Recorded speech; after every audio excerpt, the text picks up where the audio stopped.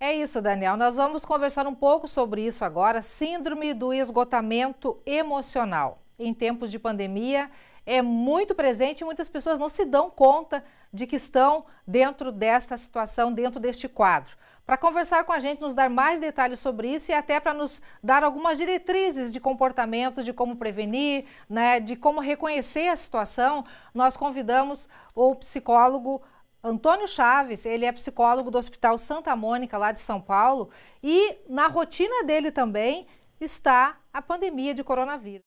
Como é que está a situação aí na tua rotina e de que maneira a gente pode trazer para esse nosso assunto, essa síndrome do esgotamento emocional, que possivelmente muita gente está com essa patologia, com esse sentimento, com essa sensação, e às vezes muitas pessoas não estão nem se dando conta tal a gravidade da situação. Pois é, Helena, nós estamos aí invadidos por uma enchente de informações.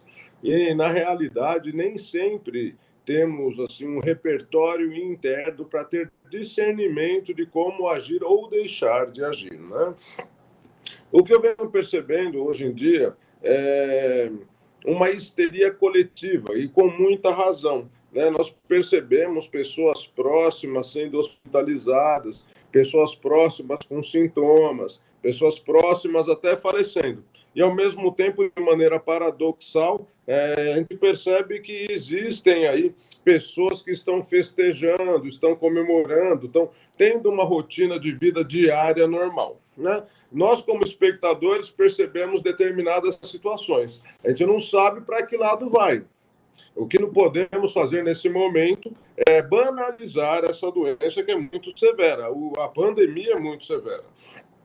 E esse acúmulo de sentimentos, né, são sentimentos não resolvidos, são medos que ficam dentro da gente, vão tomando uma proporção enorme, que leva a um esgotamento emocional. Lembrando que esse esgotamento nada mais é do que o fruto de um estresse, né? O chamado burnout, né? Que é o acúmulo de sentimentos não resolvidos. Fica, hoje em dia é praticamente impossível, pode-se dizer, no contexto que a gente está vivendo, não estar mergulhado nessa avalanche de sentimentos, de sensações contraditórias. É muita novidade, muita adaptação, muita mudança na vida de todo mundo, né?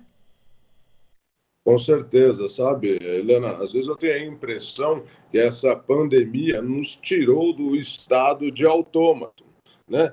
Nós funcionávamos como engrenagens, desempenhando as mesmas atividades todos os dias e achando que estávamos fazendo certo. De repente chega esse evento da pandemia e quebra aquela rotina pré-determinada. Ao se quebrar essa rotina que é pré-estabelecida, é algo que eu faço e nem percebo que eu faço, eu começo a olhar para mim, a minha finitude, e começo a ter medos e angústias. O que fazer? Né? Hoje, temos acesso a todas as informações necessárias das maneiras preventivas. Nós temos de nos cuidar. Aquilo que os veículos de informação falam, reforçam, dizem todo dia o que devemos fazer, tá? O medo de, da iminência da doença, ela vai vir com a gente o tempo todo, mas eu tenho que saber administrar. É muito complicado que o ser humano ele nasce com a falsa ideia de controle. Eles pensam que podem controlar determinados pensamentos, emoções, e esses pensamentos e emoções, na verdade, não são controláveis. Eles são administráveis. Como é que eu administro? Tomando as medidas preventivas sugeridas, né? E fazendo aquilo que eu devo fazer na medida do possível, tentando manter a minha rotina o mais funcional possível. O segredo, na verdade, inicial para que esse medo, esse temor, essa agonia toda seja controlada, é cada um fazer a sua parte, fazer o básico que a gente sabe que é o certo e a partir dali, né, tomar os cuidados devidos e a partir dali acalmar o coraçãozinho. Perfeito, Lena. Infelizmente, né, a sociedade, segundo o teórico Bauman, ela migrou para uma sociedade de uma forma, né? O ser humano deixou de ser altruísta para ser consumidor e individualista, né? Essa pandemia nos está puxando para a humanidade novamente, né? Se eu começar a fazer a minha parte, se eu fazer aquilo que eu devo fazer pelo motivo correto, né? Isso vai trazer uma certa paz de espírito, né? A pandemia está aí, não tem como evitar, mas as medidas preventivas eu posso fazê-las.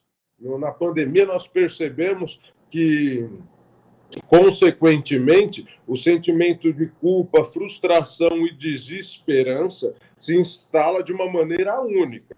E esses sentimentos são frutos de uma ansiedade antecipatória. O que seria uma ansiedade antecipatória? A ansiedade nada mais é do que um subproduto do medo, né? E eu tendo medo do meu futuro, eu começo as possíveis perdas e dificuldades que a vida possa me oferecer, eu entro num estado de prontidão, né? Como se eu tivesse que elaborar uma estratégia para possíveis dificuldades, né?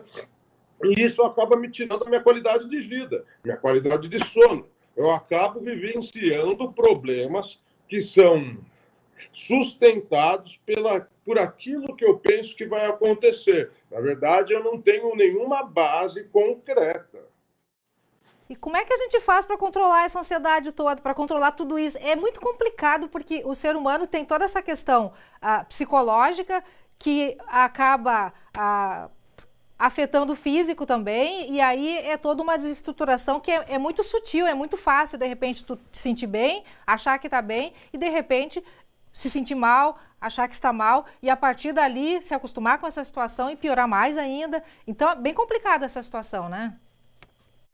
É engraçado, Lena, é complicado porque nós fazemos parte de uma sociedade que está acostumada a ter os cuidados paliativos, né? E não os preventivos. Provavelmente a pessoa no dia a dia nem se perceba que está passando por determinadas situações, né? O ser humano, em virtude do sistema econômico e social que vivemos nesse momento, tem de ser produtivo. Ele passa por cima daquilo que lhe é essência. Então, quando se dá o start a esses processos ansiogênicos, o ser humano atual geralmente passa por cima. O que seria o ideal a fazer? Perceber que eu estou entrando em um quadro de ansiedade, parar, estabilizar e analisar os fatores iniciadores que levaram a essa ansiedade. Infelizmente, numa maioria dos casos, as pessoas não fazem isso. Então, a primeira coisa que eu sugiro: procure um profissional habilitado, de maneira preventiva, porque enquanto isso não se torna patológico, nós temos como tratar em casa, nós temos como buscar recursos sem ter a necessidade de um tratamento fechado, tratamento de internação ou coisa do gênero. Percebeu um sinalzinho? Pede ajuda. Acho que o pedido de ajuda é fundamental nesses casos. O que a gente pode fazer no dia a dia? Tem muita gente que nos assiste agora e pensa assim, poxa vida, mas nessa vida de uma certa maneira limitada, diferente que eu estou vivenciando, o que eu posso fazer para prevenir esse estado, para prevenir ingressar nesse estado de esgotamento, nesse estado negativo? Muito legal a tua pergunta, Helena, porque sempre a prevenção é a melhor maneira de se lidar com qualquer contingência que a vida ofereça. Mas vamos lá. Para eu ter as habilidades necessárias para me precaver de eventuais situações negativas, eu tenho que olhar para a minha vida como um todo. O que é olhar a vida como um todo? É estabelecer rotinas saudáveis, né? O que seria uma rotina saudável? O determinado horário de sono necessário para repor, né? Ter alimentações saudáveis, né? Evitar aquilo, antes de dormir, Helena, é muito importante fazer higiene do sono. O que é? Antes de dormir 1 ou 2 horas, para de mexer no celular, não toma nenhum excitante como um café ou cigarro, começa a ver coisas suaves para entrar num estado de tranquilidade, né?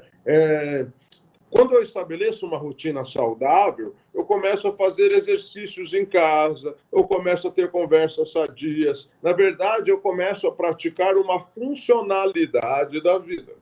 Se formos observar a pandemia, nada nos mostrando o quanto somos disfuncionais na nossa vida. Determinadas pessoas priorizam relacionamentos, determinadas pessoas priorizam trabalho, né? Mas deixam de priorizar a qualidade de vida. Né? Então, a maneira preventiva é realmente priorizar uma qualidade de vida funcional. Cada um cuidar de si, de uma maneira diferente, porque isso é fundamental para a gente se manter bem e coletivamente também, né? Perfeito, Lena, é isso mesmo. Olha, o papo está muito gostoso, eu gostaria de continuar mais ainda e aprender um pouco mais, mas nosso tempo esgotou. Eu agradeço muito a tua participação conosco. Você que está ligando a TV agora, eu digo que nós estamos conversando com o Dr. Antônio Chaves, ele é psicólogo lá do Hospital Santa Mônica de São Paulo, conversando com a gente sobre síndrome do esgotamento emocional em tempos de pandemia. Se você pegou agora esse bate-papo, depois vai lá no nosso canal e assiste desde o iniciozinho esse bate-papo, que com certeza você vai aprender muito. Obrigada mais uma vez, doutor. Obrigado, Helena. Estamos à disposição, eu e o Hospital Santa Mônica, aí para ajudar nesse momento tão delicado. Obrigada, tudo de bom, felicidades. Tá, então, Daniel, essas são as informações. Pessoal de casa, a gente espera que tenha gostado desse bate-papo. Muito útil, realmente. Eu volto contigo, Daniel.